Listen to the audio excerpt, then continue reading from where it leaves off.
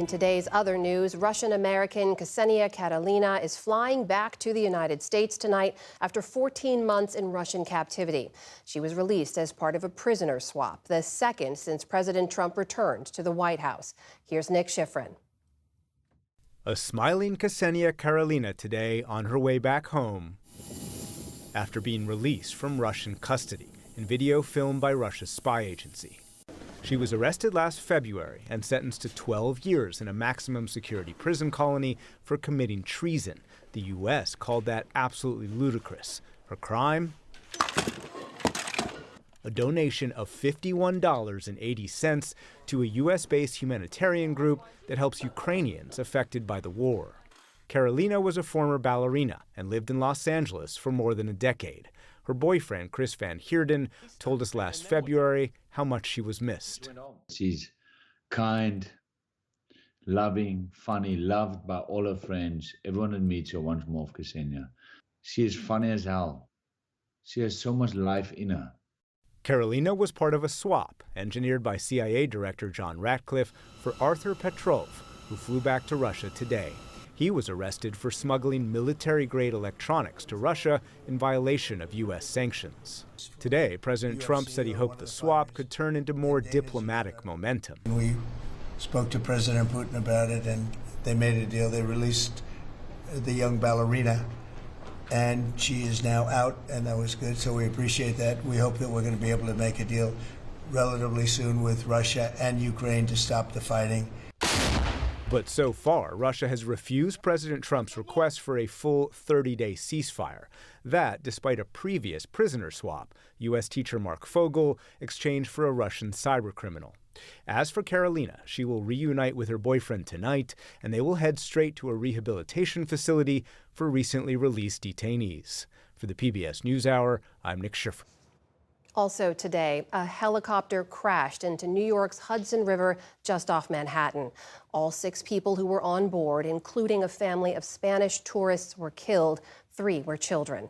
Eyewitnesses reported seeing the helicopter break apart in midair. The crash prompted a massive rescue and response. Boats circled the Bell 206 aircraft, which could be seen mostly submerged and upside down in the water. What caused the crash is unclear at this early stage. It is routine for the skies above New York City to see numerous plane and helicopter flights that are private and recreational or commercial. In another aviation incident, 2 American Airlines passenger planes clipped wings on the tarmac of Reagan National Airport in Washington.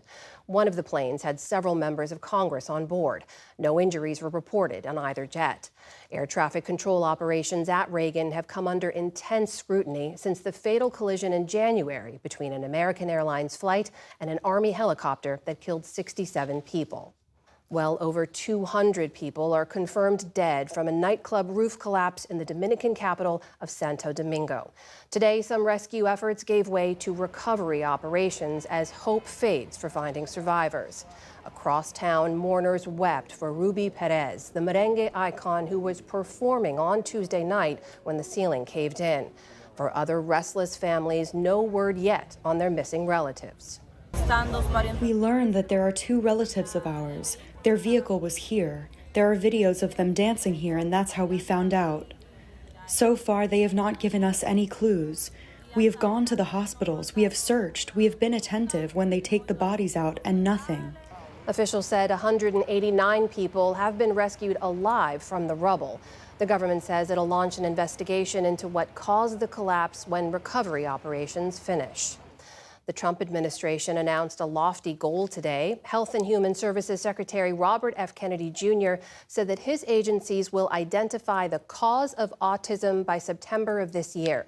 Kennedy gave that pledge today during a cabinet meeting with the president. He cited a sharp rise in cases in recent decades. We've launched a massive testing and research effort that's going to involve hundreds of scientists from around the world. By September, we will know what has caused the autism epidemic, and we'll be able to eliminate those exposures.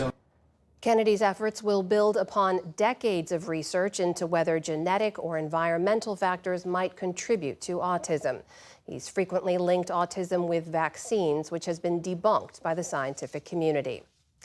While inflation generally cooled here in the U.S. last month, there was one notable exception: eggs. The average retail price hit a record high in March at $6.23 per dozen.